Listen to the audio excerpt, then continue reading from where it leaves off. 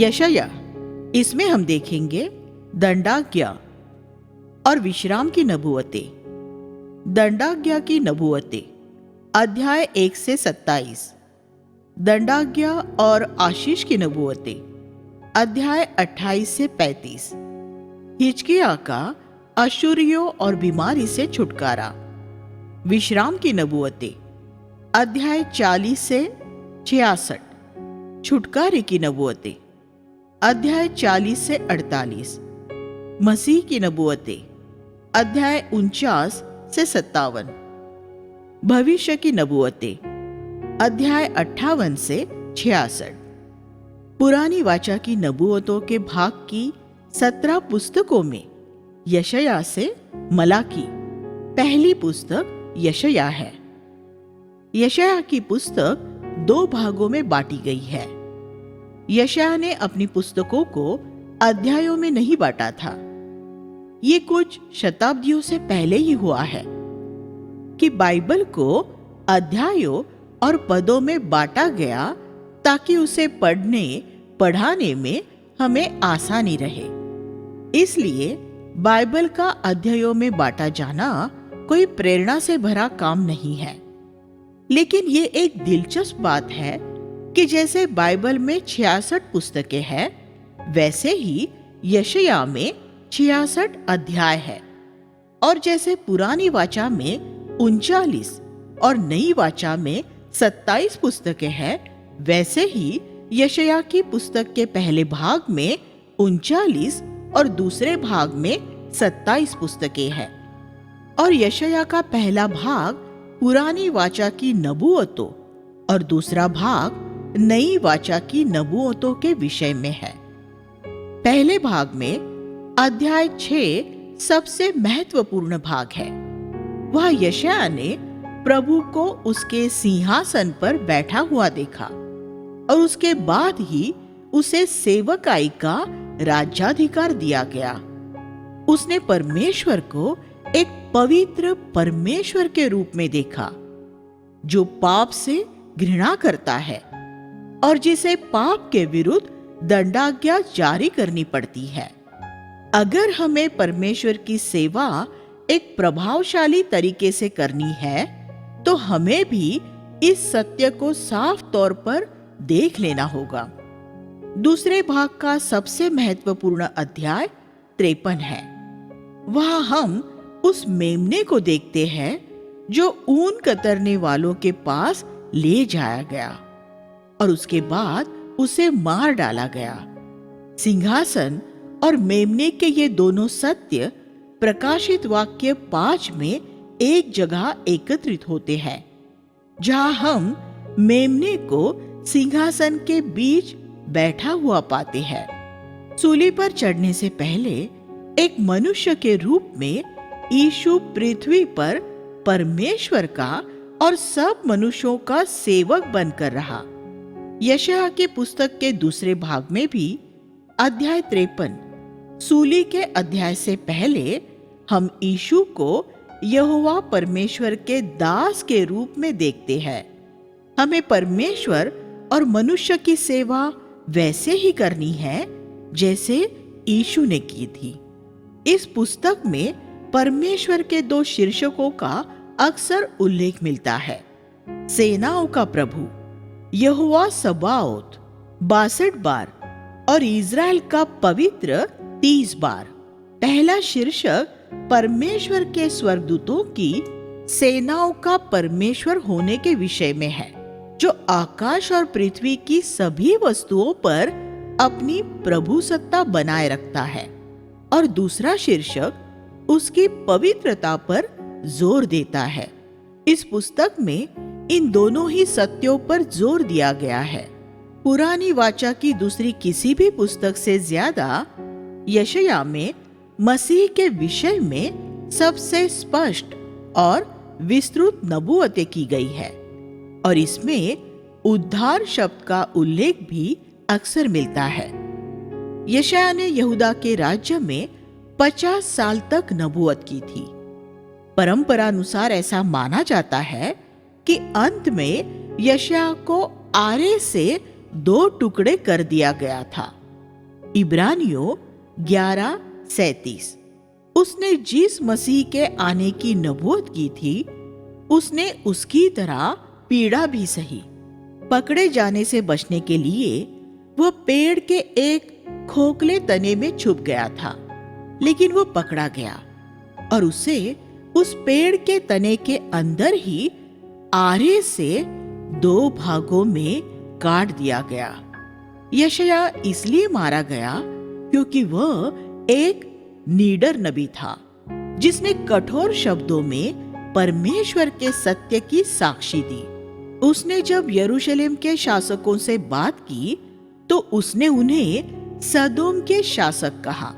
यशायाह 1:10।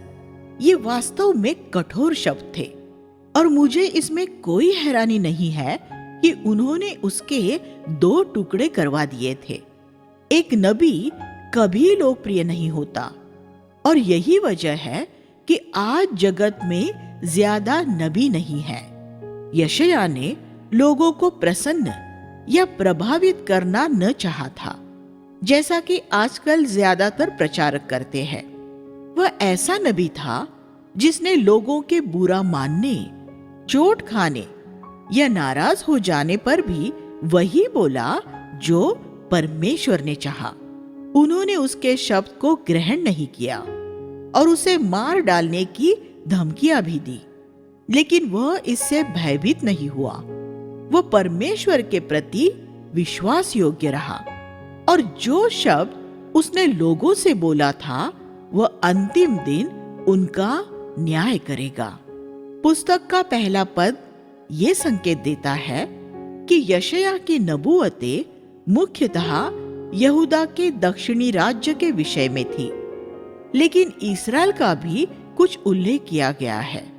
उत्तरी राज्य इस्राएल बहुत बुरी तरह भटक गया था और वह जल्दी ही अश्शूरियों द्वारा बंधुआई में ले लाया जाने वाला था। परमेश्वर ने यशायाह को इसलिए भेजा कि यहूदा को बचाया जा सके और उसकी भी वही दशा न हो। न्याय की नबूवतें, अध्याय 1 से 27। अध्याय 1 से 12 यहूदा के खिलाफ की गई नबूवतें हैं। अध्याय 13 से 27 दूसरे देशों के खिलाफ की गई नबूवतें हैं। अध्याय 1 में यशायाह यहूदा की भटकी हुई दशा के विषय में बताता है। उत्तरी राज्य इस्राएल में एलिया और एलीशा जैसे नबी हुए थे, जिन्होंने लोगों के बीच में बड़ी सामर्थ के साथ परमेश्वर का वचन बोला था, लेकिन यहूदा में ऐसा कोई नहीं हुआ था। यहूदा के सबसे अच्छे राजा रहूबियाम, आसा, यहोशापात, योआश और उज्जियाह ने भी अपने राज्य अच्छी तरह शुरू किए थे, लेकिन अपने राज्यों के अंत में उन्होंने भी परमेश्वर को त्याग दिया था।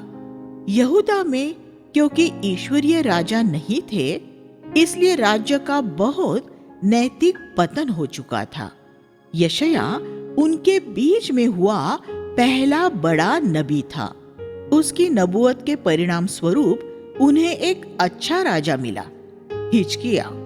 ये एक बहुत अद्भुत बात है कि सिर्फ एक ही नबी किसी राज्य या आज की बात करे तो एक कलीसिया पर कितना ज्यादा प्रभाव डाल सकता है।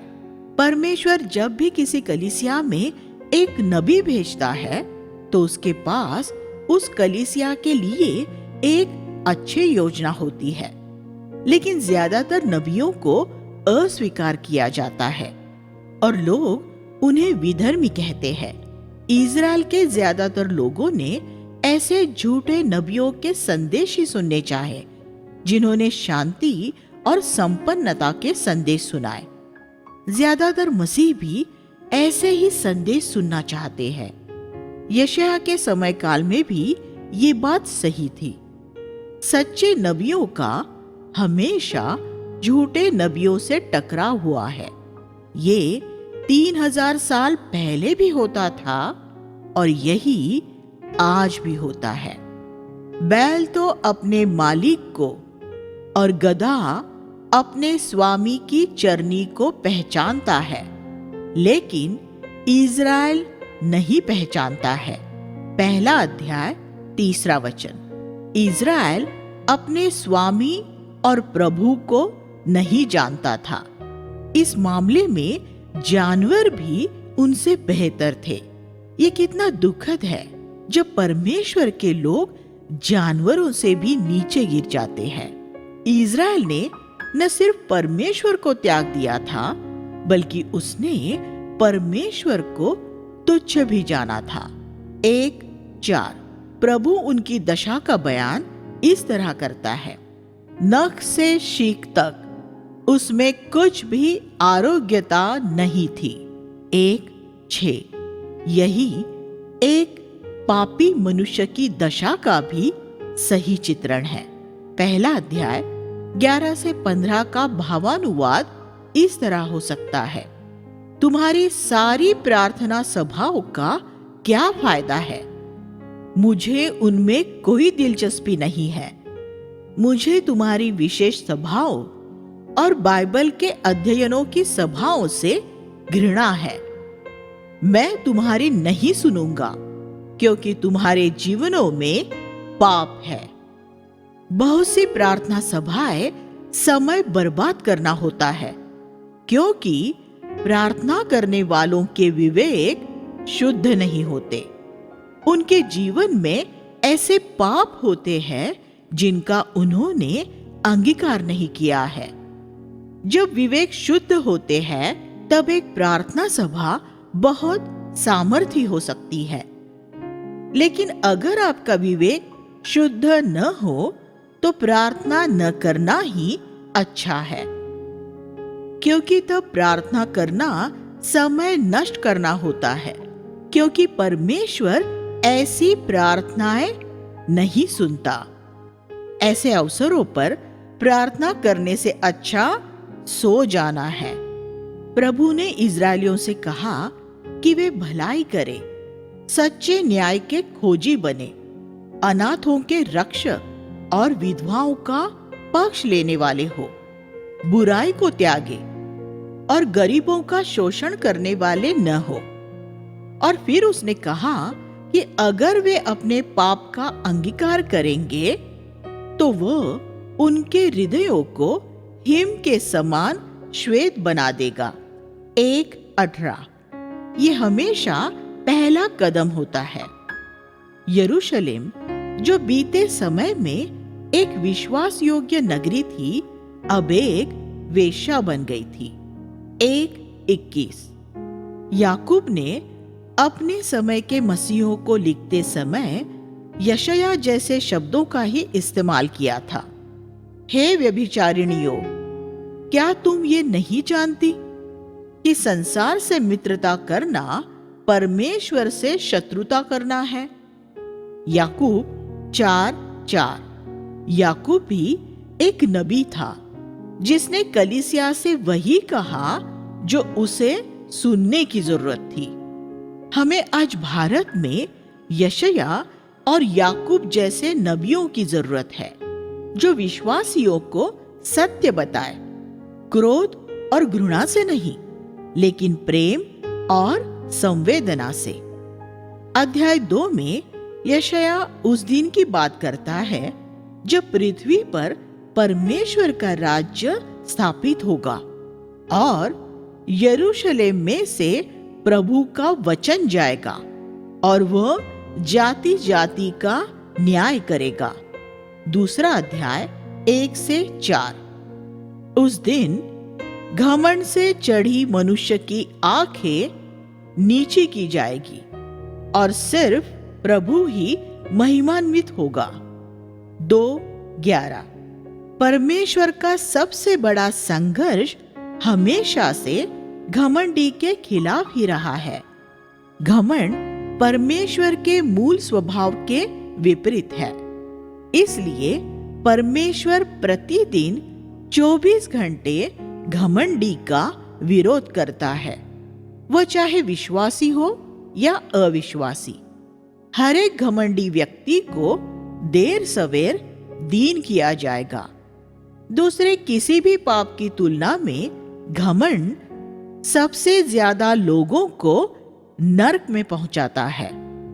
अगर आप पृथ्वी पर एक बुद्धिमानी भरा और उपयोगी जीवन जीना चाहते हैं तो अपने आप को परमेश्वर के सामने लगातार दीन करते रहे और अपने सभी साथी भाइयों की ओर हमेशा नम्रता से बढ़ते रहे। हमेशा याद रखें कि आपके पास ऐसा कुछ नहीं है जो आपने परमेश्वर से नहीं पाया है। इसलिए हर समय पृथ्वी पर शून्य, कुछ भी नहीं होने के लिए तैयार रहे कि फिर आपके जीवन में सिर्फ मसीह ही ऊंचा उठाया जाए और परमेश्वर जब भी आपको किसी काम में इस्तेमाल करे तो अपने सिर धूल में ही झुकाए रहे और सारी महिमा प्रभु को ही दे, क्योंकि प्रभु एक दिन हर एक अभिमानी, अहंकारी और घमंड से फूलने वालों का लेखा लेगा। 2:12। ध्यान दे कि इस पद में परमेश्वर ने एक घमंडी का बयान करते हुए कैसे उस पर त्रिगुना जोर दिया है। उस दिन पृथ्वी के घमंडी लोग चट्टानों से कहेंगे कि वे उन पर गिरकर उन्हें परमेश्वर के क्रोध से बचा ले, जैसा कि हम प्रकाशित वाक्य 6:16 में भी पढ़ते हैं। मनुष्य ऐसा प्राणी है जिसकी श्वास उसके नथुनों में है। 2:22। परमेश्वर मनुष्य को प्रतिदिन उसके नथुनों में श्वास देता है। इसलिए अगर हम परमेश्वर का भय मानेंगे तो हमें किसी मनुष्य का भय मानने की जरूरत नहीं होगी। आप जब भी किसी मनुष्य से भयभीत होने की परीक्षा में पड़े तो इस वचन को याद कर ले। अगर कोई आपको किसी भी तरह की हानि पहुंचाने के विषय में सोच रहा है तो याद रखे कि परमेश्वर एक क्षण में उसके नथुनों में से उसकी श्वास ले सकता है। एक युवक के रूप में मैं एक शर्मीले स्वभाव का लड़का था और मैं जब भी परमेश्वर के वचन का प्रचार करता था तो मुझे घबराहट होने लगती थी।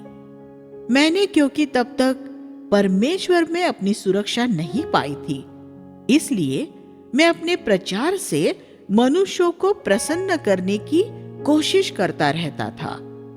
तब इस वचन के द्वारा प्रभु ने मुझसे बात की। उसके बाद मैंने लोगों को ऐसी धूल के रूप में देखना शुरू कर दिया जिसके नथुनों में श्वास है। सबकी धूल का रंग अलग है। कुछ भूरी धूल है, कुछ काली धूल है, कुछ सफेद धूल है और कुछ पीली धूल है, लेकिन वे सब धूल ही है। इस प्रकाशन ने मुझे मनुष्यों को प्रभावित करने के बंधन में से मुक्त कर दिया। इसके बाद मैंने उन्हें प्रभावित करने के बजाय उनसे प्रेम करना और उनकी मदद करना शुरू कर दिया। अध्याय 3, 10 और 11 धर्मी जनों को आश्वस्त करता है कि अंत में उनके साथ भला होगा, लेकिन दुष्टों को चेतावनी देता है कि उनके साथ बुरा ही होगा। हालांकि अभी ऐसा नहीं लगता कि ये जल्दी होने वाला है, लेकिन अंत में यही होना है। अध्याय 3:12 इज़राइल के लोगों की बुरी दशा के विषय में बताता है। वे इसलिए भटक रहे थे क्योंकि उनके अगुवे अपरिपक्व जैसे बच्चे और पौरुषहीन थे। ये दुर्भाग्यपूर्ण है कि आज अधिकांश मसीही जगत की अगुवाई भी यही सच्चाई है। अपरिपक्व अगुवे वे होते हैं जो अनंत की बातों से ज्यादा पृथ्वी की बातों को मूल्यवान मानते हैं। पौरुषहीन अगुवे वे हैं जो प्रभु के योद्धा नहीं है। वैसे ही जैसे स्त्रियां युद्ध के मैदान में नहीं बल्कि घर में पाई जाती है, ऐसे अगुओं में सत्य की ओर से खड़े रहने का साहस नहीं होता और वे कलीसिया में पाप को नहीं धिक्कारते, खास तौर पर जब वह धनवानों में पाया जाता है। अगर आपको एक अगुआ होने के लिए बुलाया गया है तो ये निश्चय करें कि आप हमेशा आनंद की बातों के लिए खड़े रहेंगे और हमेशा प्रभु के युद्ध लड़ेंगे। 3:14 में प्रभु कहता है कि वह अपनी प्रजा के प्राचीनों और प्रधानों पर मुकदमा चलाने आता है। नबियों का संदेश अपरिवर्तनीय रूप में अगुओं को सजा दिए जाने की चेतावनी के साथ ही शुरू होता था, क्योंकि सबसे पहले अगुए ही भ्रष्ट होते और प्रजा के भटकने के लिए जिम्मेदार होते थे। प्रभु कहता है, कंगालों से लूटा हुआ माल तुम्हारे ही घरों में है। तुम क्यों मेरी प्रजा को दबाते और उनके सिर कुचलते हो। 3:15। आज के ज्यादातर प्रचारक लोगों से प्रभु के काम के लिए पैसा देने की बात करते हैं। वे लोगों पर दशमांश देने के लिए भी दबाव बनाते हैं और बहुत से गरीब लोग उनके कहने के अनुसार करते हैं और एक बलिदानी रूप में उन्हें अपनी मेहनत की कमाई दे देते हैं। लेकिन ये प्रचारक उससे क्या करते हैं? उनमें से ज्यादातर उसका उपयोग स्वयं एक वैभवशाली जीवन जीने में खर्च करते हैं। कंगालों का सिर कुचलने का यही अर्थ है। अगर आप एक प्रचारक हैं और किसी व्यक्ति से आपके व्यक्तिगत उपयोग के लिए आपने कोई आर्थिक भेंट पाई है, तो ये सुनिश्चित करें कि जिस व्यक्ति ने वह आपको दिया है, आप उसकी जीवन शैली के स्तर से नीचे रहते हुए ही उस धन को खर्च करें। यीशु ने उसे मिलने वाले धन को इसी सिद्धांत के अनुसार खर्च किया था। आज ज्यादातर प्रचारक पुराने समय के झूठे नबियों की तरह अपनी मंडलियों में निर्धनों की अपेक्षा धनवानों की ज्यादा देखभाल करते हैं। वे धनवानों से तो मधुर बातें करते हैं, लेकिन निर्धनों से ताड़ना के कठोर शब्दों में बात करते हैं। लेकिन परमेश्वर ने इस जगत के निर्धनों को विश्वास में धनी और उस राज्य के वारिस होने के लिए चुना है जिसकी प्रतिज्ञा उसने अपने प्रेम करने वालों से की है। याकूब 2:5। इसलिए सच्चे नबी हमेशा गरीब लोगों में दिलचस्पी रखते हैं। फिर प्रभु ने सियोन की पुत्रियों, उनसे नहीं जिन्होंने मन नहीं फिराया था, लेकिन सियोन की पुत्रियों से भी कुछ कहना चाहा। सभी युवा बहनों को यशायाह 3 16 से 26 पढ़ना चाहिए और सचेत हो जाना चाहिए। प्रभु कहता है कि वह ऐसी स्त्रियों का न्याय करेगा जो घमंड करती और अपने सिर ऊंचे करती है, ठुमक ठुमक कर चलती है और अपनी आंखें मटकाकर पुरुषों का ध्यान आकर्षित करती है। प्रभु उनकी जालियों, चंद्रहारों, झुमकों, कंगनों, घूंघटों, सिर के गहनों, अंगूठियों और नथनियों, उत्सव के वस्त्रों, बटुओं, हैंडबैग और दर्पणों जो हैंडबैग में रहते हैं, और चुन्नियों और ओढ़नियों की सुंदरता को मिटा देगा। Living Bible. क्या प्रभु स्त्रियों के सजने संवरने की छानबीन इतनी गहराई से करता है? अवश्य करता है। प्रभु को इसमें बहुत दिलचस्पी है कि उसकी पुत्रियां कैसे कपड़े पहनती है। वह चाहता है कि मसीही स्त्रियां संकोची वस्त्र पहने जो पुरुषों को प्रलोभित करने के लिए न हो। पवित्र आत्मा स्त्रियों को प्रोत्साहित करता है कि वे उचित वस्त्रों से अपने आप को सुसज्जित करें।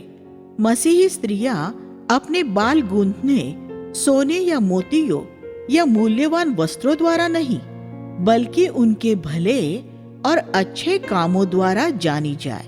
1 तीमुथियुस 2 अध्याय 9 से 10 लिविंग बाइबल।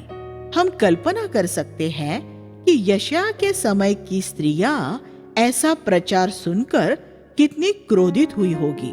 उन्होंने जरूर उससे घृणा की होगी और अपने पतियों को उसकी हत्या करने के लिए उकसाया होगा। नबी सामान्य प्रचारकों से अलग होते हैं।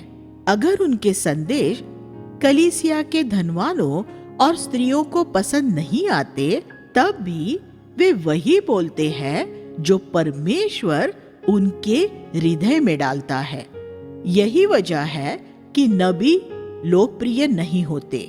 अध्याय 4 में यीशु को परमेश्वर की डाली कहा गया है। 4:2 ये अध्याय उस दिन का बयान करता है जब परमेश्वर का राज्य पूरी पृथ्वी पर स्थापित किया जाएगा और यीशु यरूशलेम में से 1000 साल तक पृथ्वी पर राज करेगा। लेकिन जो कुछ मसीह के 1000 वर्ष के शासन काल में एक यथार्थ रूप में होना है, वह कलीसिया में आत्मिक रूप में अभी होना है, क्योंकि मसीह पहले कलीसिया में राजा के रूप में मौजूद है और परमेश्वर का राज्य पहले ही आ चुका है।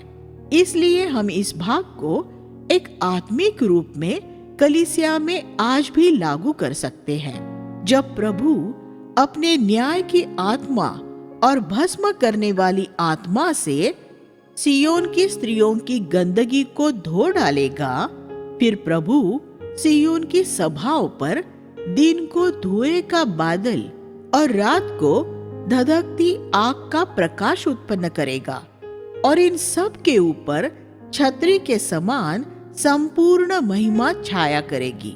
4 अध्याय 4 से 5 संसार की आत्मा कलीसिया में और खास तौर पर सियोन की पुत्रियों में घुस गई है और उसे आग से शुद्ध करना पड़ेगा। तब परमेश्वर की महिमा कलीसिया में उस तरह नजर आएगी जैसे जंगल में मिलाप वाले तंबू में नजर आती थी। आज अगर कलीसिया में किसी बात की जरूरत है तो वह न्याय के आत्मा और भस्म करने वाले आत्मा है। तब सियोन में जिनके नाम परमेश्वर की पुस्तक में लिखे हैं पवित्र कहलाए जाएंगे। 4:3 प्रभु अपनी महिमा पर एक छत्र भी लगाएगा। 4:5 पुरानी वाचा के मिलाप वाले तंबू में सुंदर पर्दे अंदर के भाग में थे। बाहरी पर्दे तो जानवरों के चमड़े से बने गंदे और मटमैले थे। कलीसिया में भी उसके भीतर ऐसी महिमा होनी चाहिए जो किसी को नजर नहीं आनी चाहिए। बाहरी तौर पर तो सच्ची कलीसिया पर निंदा ही छाई रहेगी। इब्रानियों 13:13 ये कलीसिया को आत्मिक गर्व से बचाए रखेगी। पद 6 अध्याय 5 8 से 23 में हम यशायाह को 6 प्रकार के लोगों के समूहों पर एक धिक्कार श्राप का शब्द बोलते हुए सुनते हैं। हम लूका 6वां अध्याय 24 से 26 में भी यीशु को यही धिक्कार शब्द इस्तेमाल करता हुआ पाते हैं। यशायाह उन लोगों पर एक धिक्कार की घोषणा करता है, वे जो इतने घर और खेत खरीदते हैं और गरीब लोगों का इतना शोषण करते हैं कि उनके लिए रहने की जगह भी नहीं छोड़ते। वे जो अपना समय भोग विलासिता खाने पीने में खर्च करते हैं और उनमें परमेश्वर के लिए कोई विचार नहीं है। वे जो लगातार पाप करते रहते हैं और परमेश्वर को ये चुनौती देते हैं कि वह उन्हें दंडित करे। वे जो भले को बुरा और बुरे को भला कहते हैं। वे जो अपनी चतुराई के कारण गर्व से भरे हैं। वे जो रिश्वत लेकर निर्दोष लोगों को दोषी ठहराते हैं। गर्व से भरे ऐसे सभी अहंकारी लोग एक दिन परमेश्वर द्वारा नम्र और दीन किए जाएंगे। आज ये देख लेना कितना जरूरी हो गया है कि परमेश्वर इन सब बातों से घृणा करता है और इन्हें धिक्कारता है। अध्याय 6 यशा की इस पुस्तक के पहले भाग का केंद्रीय अध्याय है। इसमें यशा ने प्रभु के उस दर्शन का बयान किया है जिसने उसे नम्र और दीन कर दिया था। उसने परमेश्वर को एक ऊंचे और भव्य सिंहासन पर बैठे देखा, जहां सारापीम साराप का बहुवचन है। इस नाम के अनेक स्वर्गीय प्राणी उसकी आराधना कर रहे थे। हर एक साराप के 6 पंख थे और 4 पंखों से उन्होंने अपने शरीर ढांपे हुए थे और 4 से उड़ रहे थे। दूसरे शब्दों में वे अपने 4 पंखों से परमेश्वर की आराधना कर रहे थे और 2 पंखों से उसकी सेवा कर रहे थे। यीशु ने सामरी स्त्री से कहा था कि परमेश्वर आराधक ढूंढता है।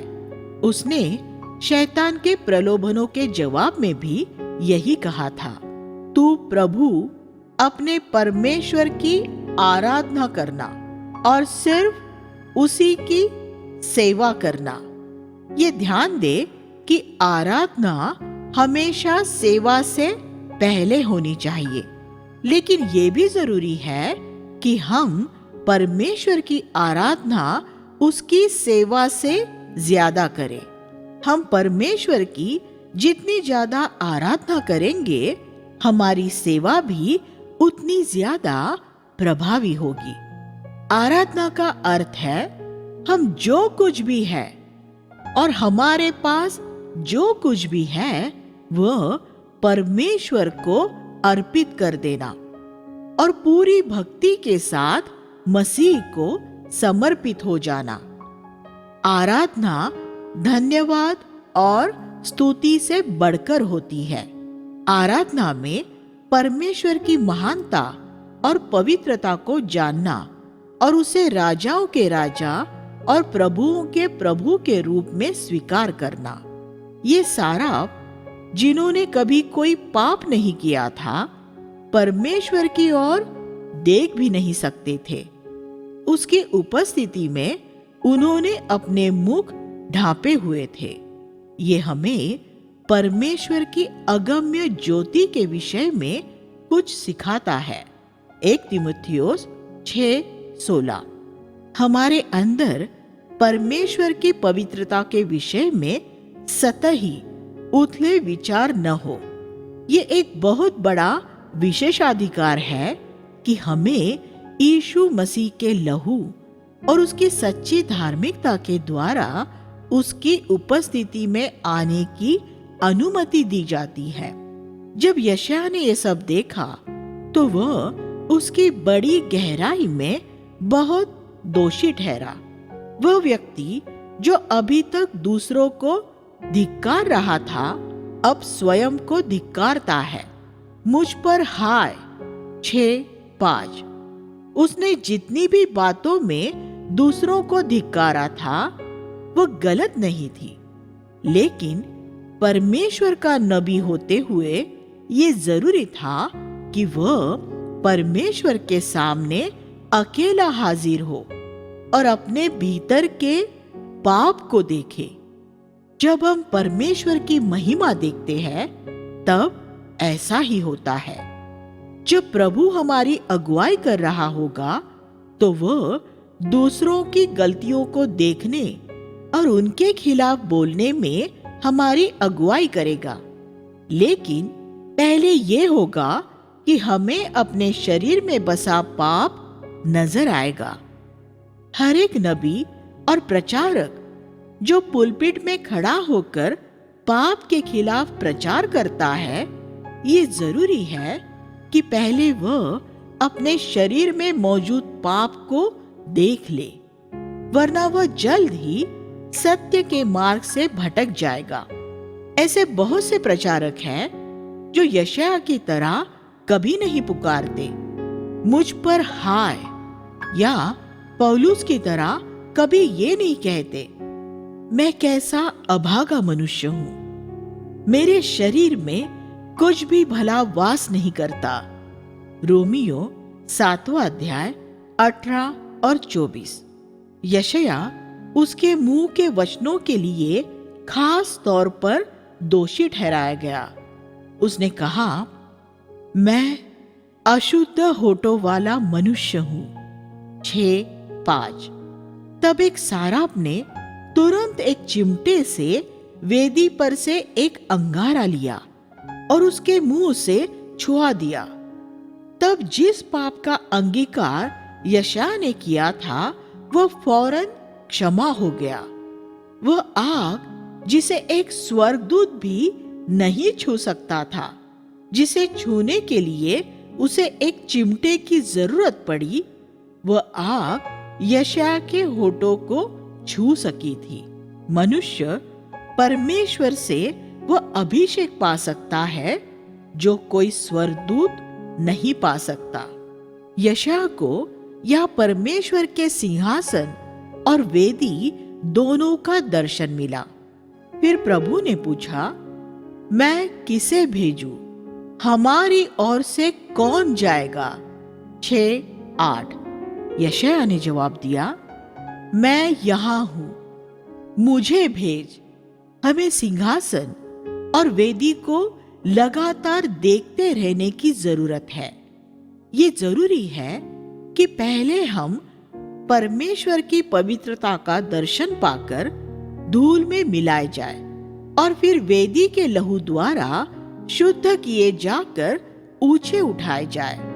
हम सिर्फ तभी आगे बढ़कर प्रभु की सेवा करने योग्य बन सकते हैं।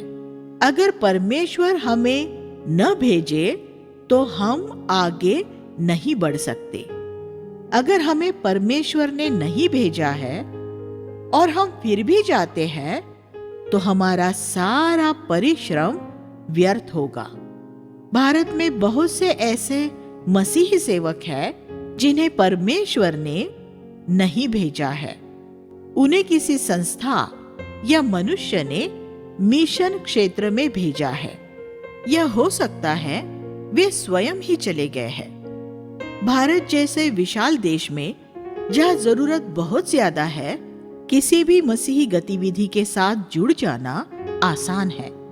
लेकिन अगर हम वह फल चाहते हैं जो पूरे अनंत में बना रहे, तब यह जरूरी है कि स्वयं परमेश्वर ही हमें भेजे।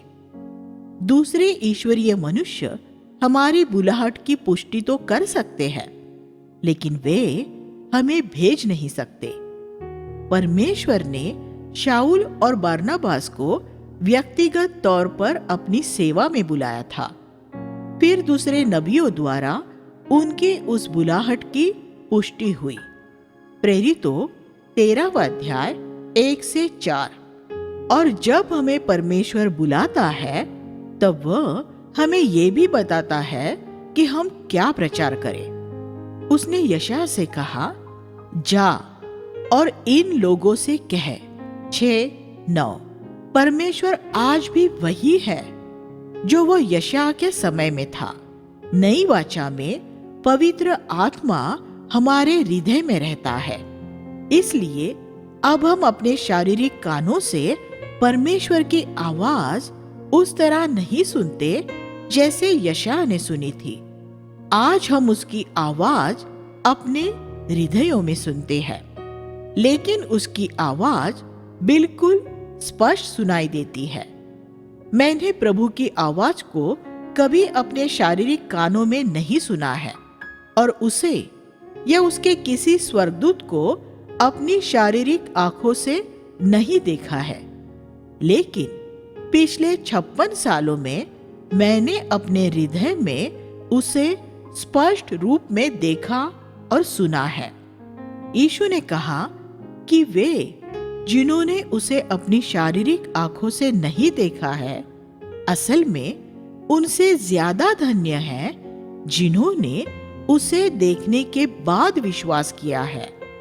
यूहन्ना 20:29। प्रभु ने यशायाह को जो राज्याधिकार भरी सेवा दी वो बहुत मुश्किल थी। उसने उससे कहा, जा और इन लोगों से कह, सुनते ही रहो पर न समझो, और देखते ही रहो पर न बुझो। इन लोगों के मन को मोटा और इनके कानों को भारी और इनकी आंखों को बंद कर, ऐसा न हो कि वे अपनी आंखों से देखें, अपने कानों से सुने और मन में समझे और मन फिराकर चंगे हो जाए। 6वां अध्याय 9 और 10। यीशु लोगों से दृष्टांतों में क्यों बात करता था, ये समझने के लिए उसने इस वचन का उल्लेख किया था। मत्ती 13:15।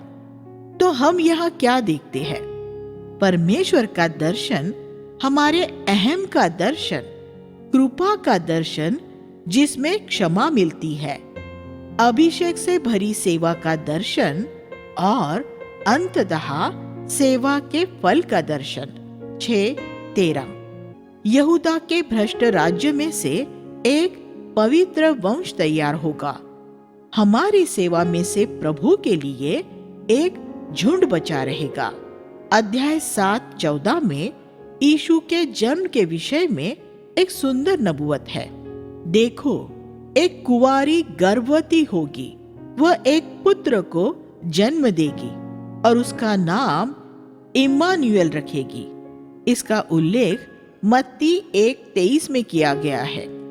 अध्याय 8:12-13 में परमेश्वर अपने लोगों को उन सेनाओं के विषय में एक वचन देता है जो इकट्ठी होकर उनसे लड़ने आ रही है। ये वचन आज भारत में हमारे लिए बहुत प्रासंगिक है, जहां अपने देश के बहुत से क्षेत्रों में मसीही विरोधी लोगों को परमेश्वर के लोगों पर हमला करता हुआ पाते हैं। प्रभु कहता है, जिस बात से ये डरते हैं उससे तू न डरना।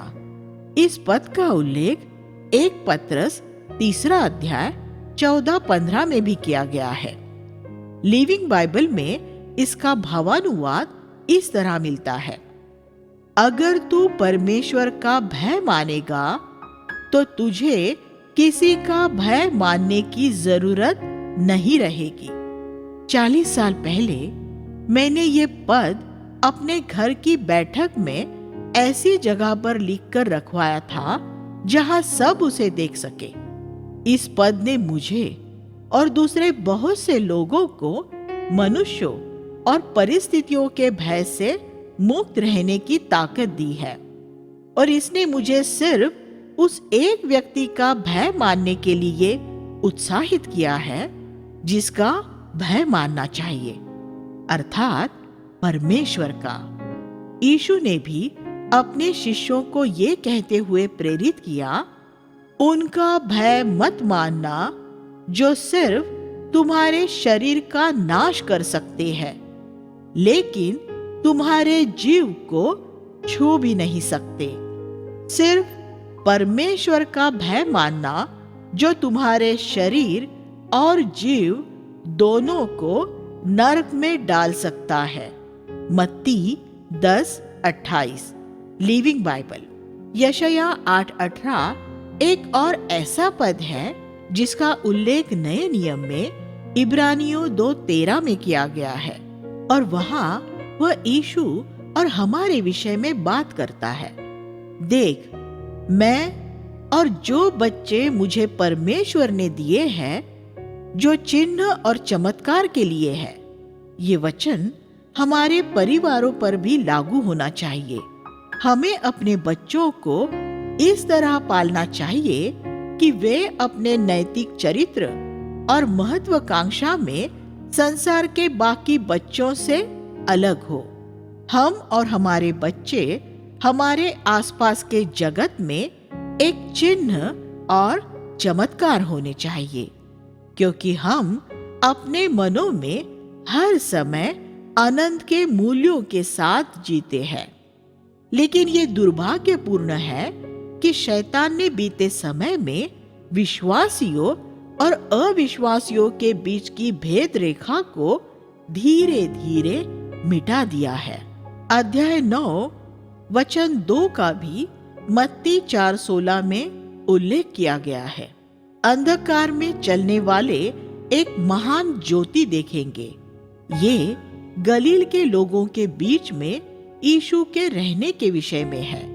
ये पद हम पर भी लागू होता है, क्योंकि हमारे लिए भी परमेश्वर की यही इच्छा है कि हम जहां भी जाएं, वहां अंधकार में ज्योति बनकर चमके। अध्याय 9, 6 और 7 यीशु के विषय में एक नबूवत है। वह अद्भुत युक्ति करने वाला सामर्थी परमेश्वर, शांति का राजकुमार और अनंत का पिता कहलाया जाएगा। यहाँ इस वाक्यांश अनंत काल का पिता का अर्थ सिर्फ पिता, अनंतकालीन पिता है, लेकिन ये पिता परमेश्वर के विषय में नहीं है। अध्याय 9:6 में ये कहा गया है, प्रभुता उसके कांधे पर होगी। इस पद ने मेरी सेवकाई में बहुत मदद की है। पिछले 40 सालों में प्रभु ने हमारी सेवकाई के द्वारा भारत के विभिन्न हिस्सों में जिन कलीसियाओं की स्थापना की है, उनमें हमें अक्सर समस्याओं का सामना करना पड़ा है। वैसी ही समस्याएं जैसी माता पिता को अपने बढ़ते हुए बच्चों के साथ होती है। मुझे जब भी किसी कलीसिया में पैदा हुई किसी ऐसी समस्या के विषय में बताया जाता है जिसका मेरे पास कोई हल नहीं होता, तो मैं परमेश्वर के सामने मुंह के बल गिर जाता हूं और कहता हूं, हे प्रभु, ये मेरा काम नहीं है, ये तेरा काम है। ये मेरी कलीसियाएं नहीं है, ये तेरी कलीसियाएं हैं। इनकी प्रभुता तेरे कांधे पर है, ये तेरी जिम्मेदारी है। अगर तू किसी कलीसिया को बंद करना चाहता है तो बंद कर दे, ये तेरा काम है। मैं तो सिर्फ तेरा दास हूं। मुझे बता क्या करना है और मैं वही करूंगा। एक मालिक अगर चाहे तो उसे अपनी दुकान बंद कर देने का पूरा हक है। मैं कभी ऐसा कोई काम जारी रखना नहीं चाहूंगा जिसे परमेश्वर बंद करना चाहता हो। बहुत से मसीही सेवक अपने द्वारा शुरू किए गए किसी काम को टिकाए रखने के लिए तब भी लगातार संघर्ष करते रहते हैं, जबकि ये स्पष्ट हो चुका होता है कि उसमें परमेश्वर नहीं है। ये इसलिए होता है क्योंकि उन्होंने परमेश्वर के काम की प्रभुता अपने कांधे पर ले ली होती है। जब प्रभुता प्रभु के कांधे पर होती है, तब मसीही काम में से दबाव और तनाव खत्म हो जाता है। तब वह आपके जीवन में एक विश्राम ले आता है, जैसा वह मेरे जीवन में लाया है। प्रभु के काम की जिम्मेदारी हमेशा प्रभु की ही रहती है। हम सिर्फ उसके दास हैं। अध्याय 10 अशूर के विनाश की नबूवत करता है, जो उस समय के संसार की एकमात्र महाशक्ति थी। अशूर का राजा मसीह विरोधी का प्रतीकात्मक स्वरूप है। 10:27 में लिखा है, उसका जुआ उसके अभिषेक के कारण तोड़ दिया जाएगा, केजेवी। ये पवित्र आत्मा का अभिषेक है जो पाप और शैतान के जुए को तोड़ता है, हमारे जीवन में से, हमारे घरों में से और हमारी कलीसिया में से। अध्याय 10 में चित्रित मसीह विरोधी के राज के विपरीत हम अध्याय 11 में मसीह के राज का चित्रण पाते हैं। जिस 7 गुणी पवित्र आत्मा का बयान प्रकाशित वाक्य में किया गया है, जो मसीह पर छाया रहेगा, उसे यहाँ परमेश्वर का, बुद्धि का, समझ का, युक्ति का, सामर्थ का, ज्ञान का और परमेश्वर के भय का आत्मा कहा गया है। पद 3 कहता है कि पवित्र आत्मा यीशु को परमेश्वर के भय के प्रति इतना संवेदनशील बना देगा कि वह अपनी आंख से देखी और कान से सुनी किसी बात का न्याय नहीं करेगा, बल्कि सिर्फ भीतर से आने वाली पवित्र आत्मा की आवाज द्वारा सच्ची धार्मिकता से ही हर एक फैसला करेगा। यीशु हमारा आदर्श नमूना है। हमें भी किसी व्यक्ति या परिस्थिति के विषय में अपनी आंख के देखने और कान के सुनने के आधार पर कोई फैसला नहीं करना चाहिए। इसके बजाय हर एक परिस्थिति के विषय में एक सही फैसले के लिए हम पवित्र आत्मा द्वारा प्रभु की परख के खोजी बने। वह समय आएगा जब सिंह, भेड़िया और मेमना सब एक साथ एक स्थान में बैठेंगे। पद 6, 1000 वर्ष के उस राज में जब मसीह पृथ्वी पर राज करेगा और एक छोटा लड़का उनकी अगुवाई करेगा। ये एक यथार्थ रूप में तब पूरा होगा जब मसीह पृथ्वी पर अपना राज्य स्थापित करेगा और चारों तरफ सारी परिस्थितियों पर एक अनुकूल रूप में परमेश्वर का भय प्रबल हो जाएगा। लेकिन आत्मिक तौर पर यह कलीसिया के संदर्भ में आज भी सच है। एक भेड़िया समान भाई एक मेमने समान भाई को खा जाने की कोशिश किए बिना उसके साथ संगति करता है। एक चीते जैसी बहन एक बकरी जैसी बहन को फाड़ खाने की कोशिश किए बिना उसके साथ संगति करती है। और इस कलीसिया का अगुआ एक छोटे बच्चे जैसा है, ऐसा भाई जो सबसे ज्यादा बच्चे जैसा है, क्योंकि यीशु ने यही कहा था कि परमेश्वर के राज्य में सबसे बड़ा वही है जो एक बच्चे के समान है। अध्याय 12 उद्धार के आनंद की बात करता है। परमेश्वर मेरा उद्धार है, मैं आनंद के साथ उद्धार के सोते से जल भरूंगा। जय जयकार करो और ऊंचे स्वर से आनंद मनाओ, क्योंकि इज़राइल का पवित्र तुम्हारे बीच महान है। पद 2, 3 और 6। अध्याय 13 से 23 मध्य पूर्व के अनेक देशों के विषय में नबूवतें हैं। इसके बाद अध्याय 12 से 35 तक दंड और आशीष से भरी नबूवतें हैं। अध्याय 13 बेबीलोन के पतन के विषय में है, जिसका चित्रण प्रकाशित वाक्य अध्याय 17 और 18 में किया गया है। अध्याय 14 बेबीलोन के पतन का बयान जारी रखता है। बेबीलोन का इस विशाल धार्मिक और आर्थिक व्यवस्था का शासक कौन है?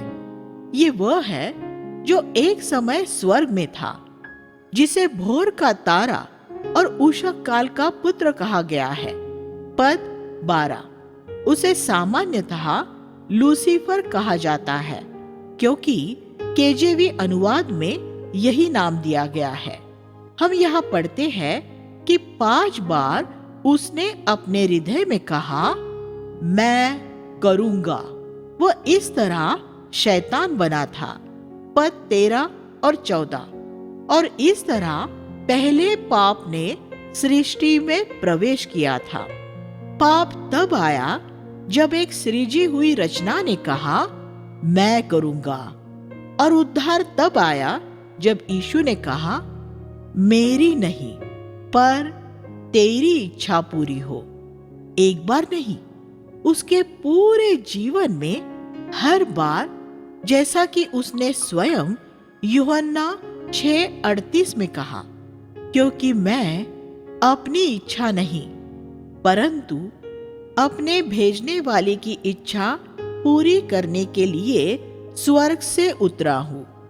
ये याद रखें कि आप जब भी अपनी इच्छा पूरी करते हैं तब आप पाप के मार्ग में चलते हैं, और जब आप परमेश्वर की इच्छा पूरी करने के लिए अपनी इच्छा का इनकार करते हैं तब आप सच्ची पवित्रता के मार्ग में चलते हैं। यही वह सूली का रास्ता है जिस पर चलने के लिए यीशु ने हमें बुलाया है। सूली हमारी अपनी इच्छा को मिटा देती है, जिससे कि फिर हम परमेश्वर की इच्छा पूरी कर सकते हैं। हम में से हर एक प्रतिदिन या तो लूसीफर के या मसीह के पीछे चल रहा है। बेबीलोन का निर्माण अंततः स्वेच्छा, स्व इच्छा से ही होता है।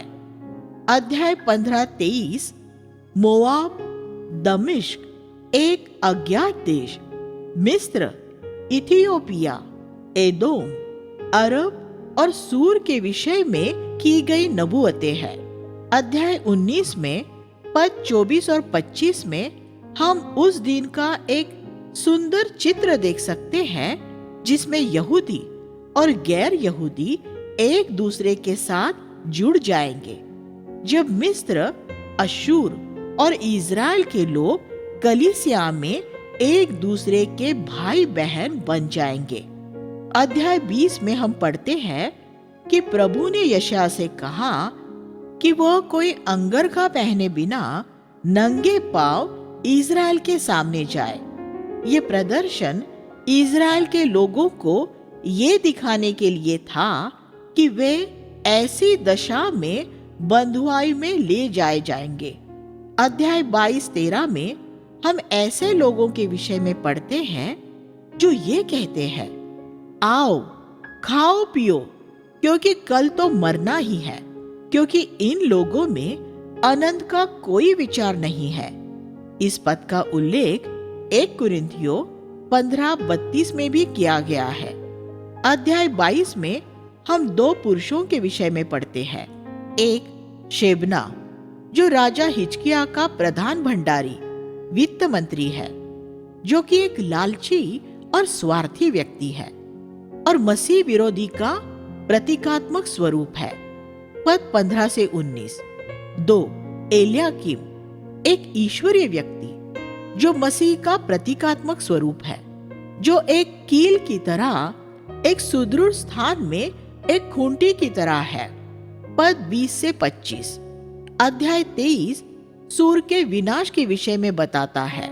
अध्याय 24 से 27 प्रभु के दिन के विषय में नबूवतें हैं। अध्याय 24 में पृथ्वी के विनाश पद 1 से 20 और दुष्टात्माओं के विनाश पद 21 से 23 की नबूवतें हैं। अध्याय 25:8 में ये नबूवतें हैं कि एक दिन मृत्यु को जी उठने में निगल लिया जाएगा। अध्याय 26:3 में एक ऐसी प्रतिज्ञा है जो अंत के दिनों में हमारे मनों को शांत रख सकते हैं। जिसका मन तुझ में लगा है उसकी शांति तेरे द्वारा पूरी बनी रहेगी। पद 13 प्रभु के आगे पूरा समर्पण करने के विषय में एक अच्छा पद है। हे प्रभु, तेरे अलावा दूसरे मालिकों ने भी हम पर राज किया है, लेकिन अब से सिर्फ तू ही हम पर राज करेगा। पद 19 एक और नबूवत है जो जी उठने, पुनरुत्थान के विषय में है। तेरे मृतक जीवित होंगे, जो धूल में पड़े हैं वो जी उठेंगे। पद 20 महाक्लेश के अल्प समय के विषय में बताता है और पद 21 प्रभु के उसके संतों को लेने के लिए पृथ्वी पर लौटने के विषय में है। अध्याय 27 फिर सर्प शैतान के विनाश के विषय में बताता है और ये कि प्रभु की दाग की बारी कैसे दोबारा स्थापित की जाएगी। दंड और आशीष की नबूवतें। अध्याय 28 से 35। अध्याय 28 में कुछ ऐसे पद हैं जिनका उल्लेख नए नियम में भी किया गया है। पद 11 का उल्लेख 1 कुरिन्थियों 14:21 में है, जो एक ऐसी नबूवत है जो उस समय के विषय में बताती है जिसमें लोग अन्य भाषाओं में बात करेंगे और जो पिन्तेकुस्त के दिन पूरी हुई थी। पद 16 बताता है कि मसीह कलीसिया के कोने का पत्थर है। जो कोई उस पर विश्वास करेगा वह कभी न डगमगाएगा। वे कभी उतावली में न रहेंगे। उनकी नींव दृढ़ होगी। पद 20 ये चित्रित करता है कि कैसे मनुष्य की धार्मिकता उसे पूरी तरह ढांपने के लिए काफी नहीं है। पद 21 हमें बताता है न्याय का काम कैसे परमेश्वर के लिए एक अनोखा काम है। वह लोगों का न्याय करना और उन्हें दंड देना नहीं चाहता है। पद 28 और 29 बताते हैं कि परमेश्वर को हमें आशीष देने के लिए कैसे अपनी असीम बुद्धिमानी द्वारा पहले हमें तोड़ना पड़ता है। वह हमें आश्वस्त करता है कि कभी ये अनुमति नहीं देगा कि हमारे सहने से ज्यादा हमें परखा जाए, और वह जानता है कि कब हमें परीक्षा में से निकाल लेना है। अध्याय 29 यरूशलेम, अरिएल, परमेश्वर का सिंह, इब्रानी के विषय में बात करता है, जो एक भटकी हुई दशा में है। पद 11 से 12 ये दर्शाते हैं कि परमेश्वर का वचन समझने के लिए हमें ईश्वरीय प्रकाशन की जरूरत है। यीशु ने मरकुस 7:6 और 7 में फरीसियों के पाखंड का पर्दाफाश करने के लिए पद 13 का उल्लेख किया था। एक दिन परमेश्वर यरूशलेम के वासियों पर अपना पवित्र आत्मा उंडेलेगा और उस दिन वह एक उपजाऊ भूमि बन जाएगी। पद 17। 30वां अध्याय 9 से 11 में हम इज़राइल के लोगों को, नबियों और दृष्टाओं को ये कहता हुआ पाते हैं, हमारे सामने सत्य की नबूवत मत करो, हमसे मनोहर बातें करो, हमें इज़राइल के पवित्र के विषय में मत बताओ। हम कलीसिया में भी नबियों के संदेशों के लिए मसीहों में यही मनोभाव पाते हैं। प्रभु ऐसे सबके मन फिराने का इंतजार करता है। पद 15 से 18 वह उन लोगों को कृपा का दान देने के लिए ठहरा रहता है जो उसकी ओर मुड़ते हैं। पद 18 और जो मन फिराते हैं वे अपने शिक्षक यीशु को देखने पाते हैं। पद 20 और जब वे सत्य के मार्ग से भटकने लगते हैं तब वे उनका मार्गदर्शन करने वाले पवित्र आत्मा की आवाज सुनते हैं। पद 21 और अंत में हम देखते हैं कि मसीह विरोधी नरक में फेंका जाता है। पद 33 तोपेत नरक का दृश्य है।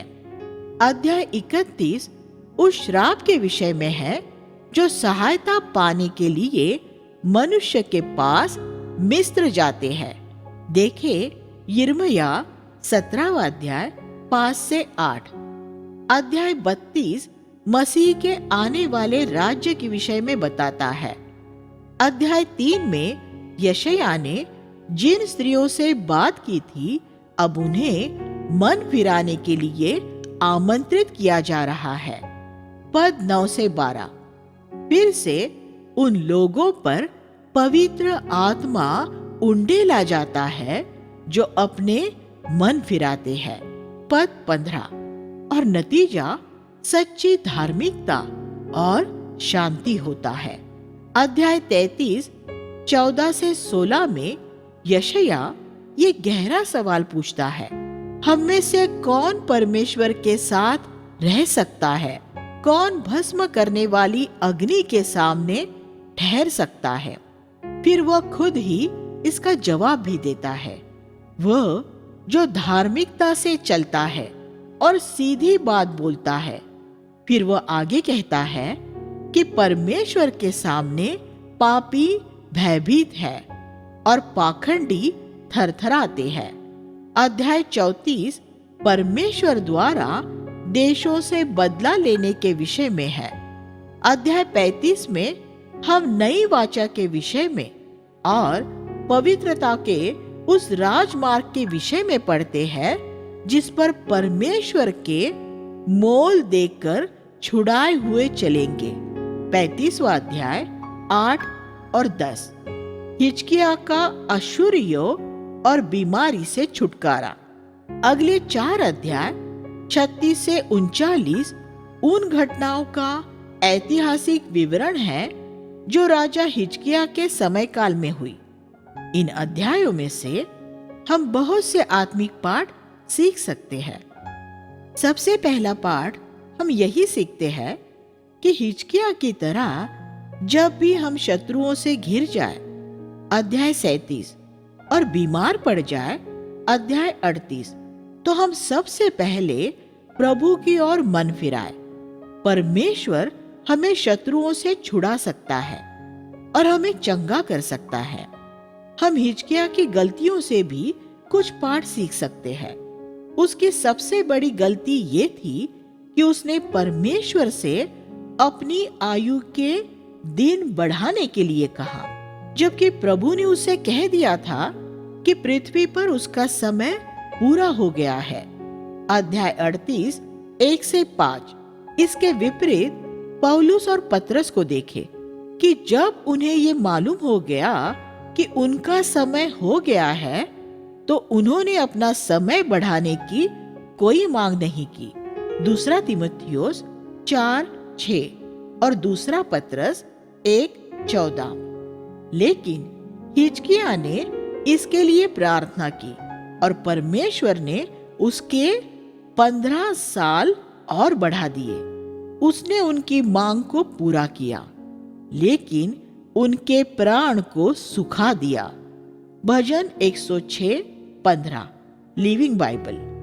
हिजकिय्याह के बढ़ाए गए इस समय में ही ऐसा हुआ कि उसने मनश्शे जैसे एक पुत्र को जन्म दिया, जो यहूदा के सभी राजाओं में सबसे बुरा राजा हुआ। दूसरा इतिहास 33 1 से 3। परमेश्वर जानता है कि हमारे लिए क्या सबसे अच्छा है और हमारे जीवन के दिनों के विषय में उसकी इच्छा स्वीकार करनी चाहिए। हिजकिय्याह ने जो दूसरी गलती की, वह उसके गर्व द्वारा हुई। परमेश्वर ने उसे एक घातक बीमारी में से चंगाई दी थी और उसकी चंगाई की पुष्टि के लिए एक अद्भुत चिन्ह भी दिया। आकाश में सूर्य 10 अंश पीछे लौट गया, जो धूप घड़ी में नजर आया। अध्याय 38:8। दूसरे शब्दों में, पृथ्वी कुछ समय के लिए रुक गई और उसके आवर्तन पर पीछे की ओर घूम गई। जब बेबीलोन के राजा ने यह चमत्कार देखा, तो उसने हिजकिय्याह को शुभकामनाएं देने के लिए संदेशवाहक भेजे और हिजकिय्याह ने गर्व से भरकर उन्हें अपना सारा खजाना दिखा दिया। अध्याय 39। इसका परिणाम ये हुआ कि बाद में वह सारा खजाना बेबीलोन में ही पहुंच गया। परमेश्वर ने जो कुछ हमारे जीवन में किया होता है, जब उसका श्रेय, महिमा हम स्वयं लेते हैं, तब देर सवेर हमें उसका आत्मिक नुकसान उठाना पड़ता है। हम यहाँ ये भी देखते हैं कि यशायाह की नबूवतें उस समय के विश्व के परिस्थितियों के आधार पर नहीं की गई थी। वह एक सच्चा नबी था जो परमेश्वर के संपर्क में था। बेबीलोन उस समय एक कमजोर देश था जो उस समय के विश्व की महाशक्ति अश्शूर से मुक्त होने के लिए संघर्ष कर रहा था। लेकिन यशायाह ने यह सच्ची नबूवत की थी कि हिजकिय्याह का खजाना अश्शूर नहीं पर बेबीलोन ले जाया जाएगा। और कुछ सालों बाद यही हुआ था। सांत्वना की नबूवतें, अध्याय 40 से 66। अध्याय 40 से 66 यशायाह की पुस्तक का नई वाचा संबंधित भाग है और इनमें नई वाचा के जीवन के विषय में ऐसी बहुत सी नबूवतें हैं जो परमेश्वर के लोगों को सांत्वना और उत्साह देने के लिए थी। आइए हम प्रार्थना करें। हे स्वर्गीय पिता, जैसा कि हमने इस अद्भुत पुस्तक से देखा है जो हमें परमेश्वर के सिंहासन, इज़राइल के पवित्र, कलीसिया के पवित्र के बारे में दिखाता है, हमारी मदद कीजिए वो दर्शन देखकर स्वयं अपने आप में उत्तेजित होकर आपके लिए इस पीढ़ी में आपका मुख होने के लिए यीशु के नाम में मांगते हैं, आमीन।